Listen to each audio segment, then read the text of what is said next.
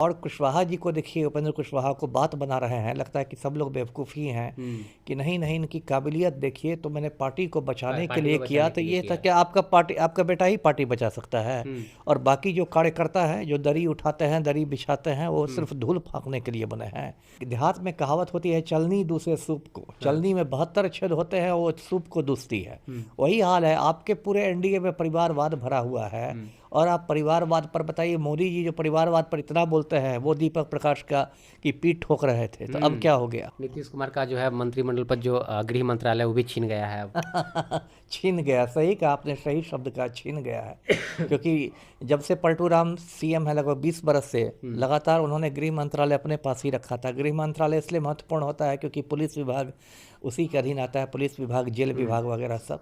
से एमएलए और एमएलसी नहीं है सर, तो क्या हो सकता है? इस पे कोई कार्रवाई हो सकती है या फिर उनका मंत्री जो नहीं पद नहीं, पद जो जा सकता है? 6 महीने की मोहलत है। कानून में ये व्यवस्था है कि कोई व्यक्ति एमएलए एमएलसी बने भी मिनिस्टर बन सकता है, लेकिन उसको 6 महीने में किसी एक सदन में जाना होगा। अच्छा, एक्शन में जाना हाँ, होगा। 6 महीने की मोहलत है जी। अच्छा, तो उपेंद्र कुशवाहा के बेटे ऐसा बच पाएंगे? क्या सुशासन रहेगा? सुशासन का तो कचरा हो गया है। जो मुख्यमंत्री हमारे पलटू राम है, वो माफिया डॉन अनंत सिंह के आज्ञाकारी चपरासी हैं। तो लॉ एंड ऑर्डर का तो यही हाल है। यदि इन लोग चाहें तो पहले अनंत सिंह को दिल्ली का तिहाड़ जेल भिजवा के दिखाएं, और तब ये सब डायलॉगबाजी बोले। अब जो है जेडीयू का क्या होगा? क्योंकि नीतीश कुमार भी अचेत अवस्था में लगातार जो उन पे हमला बोला जा रहा है, अचेत अवस्था में चले गए हैं। उनके पार्टी में जो है कोई वैसा चेहरा नजर नहीं आ रहा। उनके बेटे जो है अब सामने नहीं आ रहे हैं, राजनीति में नहीं उतार पा रहे अपने बेटे को। तो क्या होगा उनके पार्टी का आने वाले 5 सालों में? देखिए, 5 साल तो बहुत लंबा अंतराल है। मैं तो देख रहा हूँ कि 2026 में ही पार्टी का बंटाधार होने वाला है। एक तो देखिए, पलटू राम का शारीरिक और मानसिक दोनों स्वास्थ्य बहुत खराब होता जा रहा है। मतलब आप देखेंगे कि असामान्य उनकी हरकतें हो गई हैं। कभी राष्ट्रगान के समय उछल कूद करने लगते हैं, कभी किसी आईएएस के सर पर उठाकर गमला रख देते हैं, कभी किसी महिला पर झपट्टा मारने लगते हैं। अभी तो मोदी जी के पैर भी पड़ रहे थे कुछ दिन पहले। अभी तो मोदी के पैर, वो तो किसी किसी के पैर पड़ते रहते हैं, उनको तो एक बीमारी हो गई पैर पर गिरने की। एनडीए वाले 24 घंटे छाती पीटते हैं, परिवारवाद के विरोध में बोलते हैं, बड़े ओजस्वी भाषण देते हैं। जब राहुल गांधी राजनीति करते हैं तो एनडीए वाले हमलावर हो जाते हैं कि ये परिवारवाद है।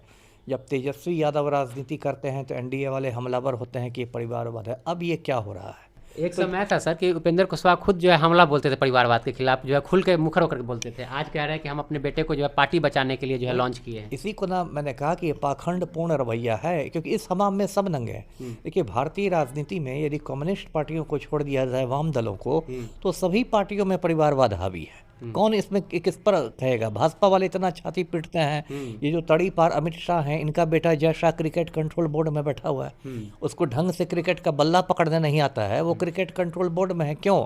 इसलिए ना कि वो तड़ी पार अमित शाह का बेटा है, कि और कोई जय शाह में काबिलियत है। बिहार में एनडीए की सरकार आ गई है, फिर से जो है एनडीए की सरकार, डबल इंजन की सरकार आ गई है और नीतीश कुमार फिर से मुख्यमंत्री बन गए हैं बिहार के। लेकिन यह सब जो खबर जो है ज़्यादा सुर्खियाँ नहीं बट रही है। सबसे ज़्यादा सुर्खियों में जो खबर है, जो उपेंद्र कुशवाहा के जो बेटे हैं दीपक प्रकाश, उनको लेकर के जो है पूरा सोशल मीडिया पे जो है खबरें चल रही है कि आखिर इनकी जो है एंट्री, पैरासूट जो है एंट्री इनकी हुई है राजनीति में। इसी मसले में बातचीत करेंगे। हमारे साथ पूर्व आईपीएस अमिताभ दास जी सर हैं। सबसे पहले स्वागत है सर जी, बहुत धन्यवाद आपका। कैसे देखते हैं दीपक प्रकाश को सर? पैरासूट लैंडिंग जो है, यह कहा जा रहा है कि पैरासूट लैंडिंग इनकी हुई है। अब बहुत शर्म की बात है जो भी हुआ है, और इस पूरे प्रकरण से एनडीए का जो पाखंडपूर्ण रवैया है वो उजागर हो गया है। एनडीए वाले 24 घंटे छाती पीटते हैं, परिवारवाद के विरोध में बोलते हैं, बड़े ओजस्वी भाषण देते हैं। जब राहुल गांधी राजनीति करते हैं तो एनडीए वाले हमलावर हो जाते हैं कि ये परिवारवाद है। जब तेजस्वी यादव राजनीति करते हैं तो एनडीए वाले हमलावर होते हैं कि ये परिवारवाद है। अब ये क्या हो रहा है? अब देखिए, परसों जब शपथ ग्रहण समारोह था गांधी मैदान में, पलटू राम 10वीं बार सीएम बन रहे थे, तो अचानक नाम पुकारा गया दीपक प्रकाश का। तो लोग एक दूसरे का मुंह देखने लगे कि ये कौन शख्स है। ना कोई चेहरा से जानता था, कोई नाम से जानता था। लोग बोलने लगे ये किस खेत की मूली है। बाद में पता चला कि उपेंद्र कुशवाहा के खेत की मूली है ना, कुशवाहा जी के सपूत हैं। और ऐसे बड़े सपूत हैं कि ना एमएलए हैं ना एमएलसी हैं, सीधे एकदम पैराशूट से आके कैबिनेट मंत्री बन गया, पंचायती राज विभाग संभाल रहे हैं बिहार का। तो ये क्या मजाक है। अब जो कानूनी पहलू ये है कि इनको 6 महीने के अंदर या तो एमएलए या एमएलसी बनना पड़ेगा, है ना। कानूनी पहलू ये है, खैर वो तो बन ही जाएंगे, वो बात नहीं है। लेकिन अब क्या है, और कुशवाहा जी को देखिए, उपेंद्र कुशवाहा को बात बना रहे हैं, लगता है कि सब लोग बेवकूफ़ ही हैं कि नहीं नहीं इनकी काबिलियत देखिए, तो मैंने पार्टी को बचाने के लिए किया। तो ये था कि आपका बेटा ही पार्टी बचा सकता है, और बाकी जो कार्यकर्ता हैं जो दरी उठाते हैं, दरी बिछाते हैं, वो सिर्फ धूल फाँकने के लिए बने हैं। तो एक तरह से इन्होंने अपने तमाम कार्यकर्ताओं का अपमान किया है, तमाम विधायकों का अपमान किया है। और यदि किसी कार्यकर्ता में स्वाभिमान हो तो उसको तो इनकी पार्टी छोड़ के चल देना चाहिए कि बचाते रहिए, अपना शहजादा से ही पार्टी बचाइए, हम लोग क्या खाली सड़क पर घूमने के लिए हैं। एक समय था सर कि उपेंद्र कुशवाहा खुद जो है हमला बोलते थे परिवारवाद के खिलाफ, जो है खुल के मुखर होकर बोलते थे। आज कह रहे हैं कि हम अपने बेटे को जो है पार्टी बचाने के लिए जो है लॉन्च किए हैं। इसी को ना मैंने कहा कि ये पाखंडपूर्ण रवैया है, क्योंकि इस हमाम में सब नंगे हैं। देखिए, भारतीय राजनीति में यदि कम्युनिस्ट पार्टियों को छोड़ दिया जाए, वाम दलों को, तो सभी पार्टियों में परिवारवाद हावी है। कौन इसमें किस पर कहेगा। भाजपा वाले इतना छाती पीटते हैं। ये जो तड़ी पार अमित शाह हैं, इनका बेटा Jay Shah cricket control board में बैठा हुआ है, उसको ढंग से क्रिकेट का बल्ला पकड़ने नहीं आता है, वो क्रिकेट कंट्रोल बोर्ड में है। क्यों? इसलिए ना कि वो तड़ी पार अमित शाह का बेटा है, कि और कोई जय शाह में काबिलियत है। ऐसे हजारों उदाहरण है। बिहार में जो डिप्टी सीएम बने हैं सम्राट चौधरी, वो शकुनी चौधरी के पुत्र हैं। वो क्या परिवारवाद की राजनीति नहीं है? नितिन नवीन जो है वो नवीन किशोर सिन्हा के बेटे हैं, है ना। आपको अशोक चौधरी महावीर चौधरी के बेटे हैं। पूरा तो परिवारवाद भरा ही हुआ है आप में। तो वही है, एक देहात में कहावत होती है, चलनी दूसरे सूप को। चलनी में 72 छेद होते हैं, वो सूप को दूसती है। वही हाल है, आपके पूरे एनडीए में परिवारवाद भरा हुआ है। और आप परिवारवाद पर बताइए, मोदी जी जो परिवारवाद पर इतना बोलते हैं, वो दीपक प्रकाश का की पीठ ठोक रहे थे, तो अब क्या हो गया? शर्ट पैंट में वहाँ पे पहुँचे थे। खैर, शर्ट पैंट में पहनना कोई ये नहीं है, कोई पहुँच सकता है। पोशाक पर मैं नहीं कह रहा, लेकिन मैं कह रहा कि ये क्या राजनीति है ना। आपने लोकतंत्र का मजाक बना दिया है। एक तो आप वोट चोरी से सरकार बनाते हैं, 65 लाख लोगों के नाम पहले काटे जाते हैं मतदाता सूची से।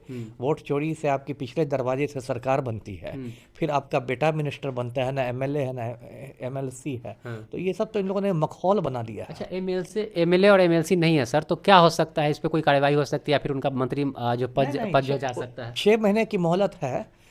कानून में ये व्यवस्था है कि कोई व्यक्ति एमएलए एमएलसी बने भी मिनिस्टर बन सकता है, लेकिन उसको 6 महीने में किसी एक सदन में जाना होगा। अच्छा, एक सदन में जाना हाँ, होगा। 6 महीने की मोहलत है। अच्छा, जी। तो उपेंद्र कुशवाहा के बेटे ऐसा बच पाएंगे मतलब? हाँ, बच ही जाएंगे। कुशवाहा जी है, कहीं ना कहीं से जुगाड़ कर ही देंगे। जब बेटा को मिनिस्टर बना सकते हैं, तो एमएलए एमएलसी क्यों नहीं बना सकते हैं? राजद वाले भी जो है ट्वीट करके जो है हमला बोले हैं। सभी बोलेंगे। जब आपके दोहरे मापदंड हैं, तो आपको तो सबकी बात सुननी पड़ेगी ना। आप दूसरे पर उंगली उठाएंगे, आपके समय कोई उंगली नहीं उठाएगा, ऐसा कैसे होगा? जी। नीतीश कुमार का जो है मंत्रिमंडल पद, जो गृह मंत्रालय, वो भी छीन गया है अब।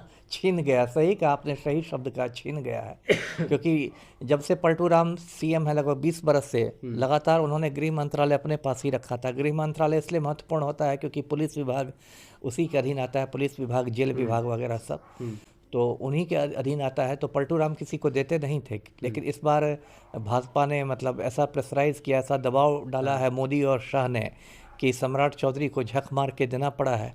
और ये भी कितना बड़ा मजाक है कि सम्राट चौधरी जो गृह मंत्री बने हैं, उनका खुद का लंबा चौड़ा आपराधिक इतिहास है। आज तक नीतीश कुमार कहते हैं कि सत्ता सुशासन की सरकार है, अब क्या कहेंगे? सुशासन की सरकार है। और सम्राट चौधरी भी अब बोल रहे हैं कि अब जो है थोड़ा सा भी लॉ एंड ऑर्डर ढीला नहीं होगा।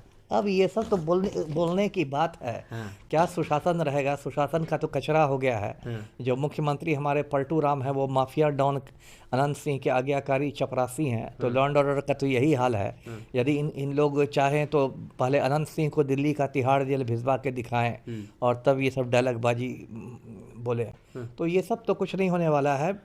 सम्राट चौधरी ने खुद 1995 में 7 लोगों का खून किया था, तारापुर में, मुंगेर में। अच्छा। और उन पर तारापुर थाना कांड संख्या 44/95 दर्ज हुआ था।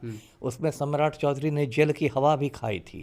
बाद में इनके वकील ने एक जाली प्रमाण पत्र दे दिया अदालत में, और कहा कि ये नाबालिग थे हत्याकांड के समय, और जाली प्रमाण पत्र के आधार पर सम्राट चौधरी को जमानत मिली। अब देखिए बिहार में क्या मजाक बन गया है कि 7 लोगों का खून कीजिए, जाली प्रमाण पत्र पर जमानत लीजिए, और बिहार का होम मिनिस्टर बन जाइए। अब ये तो बिल्कुल मजाक है जी। तो अब जो है सम्राट चौधरी भी बोल रहे हैं कि एकदम पूरी तरह से एकदम बेफिक्र रहिए, एकदम बेफिक्र हो जाइए। हाँ। बताइए, चोर मचाए शोर, खुद उनका आपराधिक इतिहास है और बेफिक्री की बात कर रहे हैं, और पूरी सरकार अनंत सिंह के सामने नतमस्तक है। आखिरी सवाल सर कि अब जो है जेडीयू का क्या होगा, क्योंकि नीतीश कुमार भी अचेत अवस्था में लगातार जो उन पे हमला बोला जा रहा है अचेत अवस्था में चले गए हैं, उनके पार्टी में जो है कोई वैसा चेहरा नजर नहीं आ रहा, उनके बेटे जो है अब सामने नहीं आ रहे हैं, राजनीति में नहीं उतार पा रहे अपने बेटे को, तो क्या होगा उनके पार्टी का आने वाले 5 सालों में? देखिए, 5 साल तो बहुत लंबा अंतराल है। मैं तो देख रहा हूँ कि 2026 में ही पार्टी का बंटाधार होने वाला है। एक तो देखिए, पलटू राम का शारीरिक और मानसिक दोनों स्वास्थ्य बहुत खराब होता जा रहा है। मतलब आप देखेंगे कि असामान्य उनकी हरकतें हो गई हैं। कभी राष्ट्रगान के समय उछल कूद करने लगते हैं, कभी किसी IAS के सर पर उठाकर गमला रख देते हैं, कभी किसी महिला पर झपट्टा मारने लगते हैं। अभी तो मोदी जी के पैर भी पड़ रहे थे कुछ दिन पहले। अभी तो मोदी के पैर, वो तो किसी किसी के पैर पड़ते रहते हैं, उनको तो एक बीमारी हो गई पैर पर गिरने की। तो ये बात है। ठीक है, बीच में पलटू राम ने सोचा था कि अपने बेटे निशांत कुमार को उत्तराधिकारी बनाया जाए, और आपको याद भी होगा, थोड़ी सुगबुगाहट भी थी कि निशांत कुमार राजनीति में आएंगे और फिर हरनौत से चुनाव लड़ेंगे, उनकी सीट का भी एक तरह से ऐलान हो गया था। लेकिन लगता है पार्टी के अंदर ही कुछ मतलब बगावत के सुर हो गए होंगे, इसलिए उस समय ट्रोलिंग भी बहुत किया गया था उनको, और तरह तरह के इल्जाम भी लगाया गया था निशान। खैर, ट्रोलिंग से पलटू राम पर फर्क नहीं पड़ता है, वो तो थेथर आदमी है। लेकिन हाँ, हमको लगता है कि पार्टी के अंदर कुछ ललन सिंह सब ने लंगड़ी मार दी होगी, कुछ पार्टी के अंदर बगावत वाली बात हुई होगी। तो अपने पार्टी के लोग? हाँ, तो और किसके पार्टी के लोग, मुझे जैसा लगता है। अच्छा। क्योंकि देखिए, एक तो स्वास्थ्य वाला कारण है जो मैंने कहा कि जेडीयू बंटाधार हो जाएगा। दूसरी बात क्या है कि ऑपरेशन लोटस की तलवार लटक रही है जेडीयू पर। अच्छा। जो तड़ीपार होम मिनिस्टर है इंडिया के, अमित शाह, वो तो ऑपरेशन लोटस के मतलब पुराने खिलाड़ी हैं। किस पार्टी को तोड़ो, किसको जोड़ो, किसको लंगड़ी मार दो, किसके पीठ में खंजर मार दो, किस विधायक को खरीद लो, किस विधायक को बेच दो, ये तो अमित शाह इसमें पूरा मतलब माहिर आदमी है। तो वो तो करेंगे ही। और यदि आप कुछ महीने बाद आपको ये खबर मिले 6 महीने बाद कि भाई ललन सिंह के नेतृत्व में 12 में से 10 सांसद जदयू के चले गए भाजपा में, अच्छा, तो आपको चकित नहीं होना चाहिए। यानी आने वाले समय में अपने दम पर जो है एनडीए भाजपा जो है अपनी यहाँ पे सरकार बिहार में बनाने वाली है। हाँ, पूरी तरह अपने दम पर तो नहीं होगा, उसमें भी उसको लोजपा, हम और इन सब की मदद लेनी पड़ेगी। हाँ, लेकिन जदयू को आउट कर दिया जाएगा, और जदयू का बहुत हिस्सा तोड़ के उसको भाजपा में मिला लिया जाएगा। जी, बहुत बहुत धन्यवाद आपका। चलिए, तो हमारे साथ पूर्व IPS अमिताभ दास सर थे, इनसे बातचीत हो रही थी, तमाम मुद्दों पर बातचीत हुई। आपकी क्या प्रतिक्रिया, अपनी प्रतिक्रिया कमेंट बॉक्स में लिखिएगा। देखते रहिए पब्लिक हाट। मैं अभिषेक, बहुत बहुत धन्यवाद।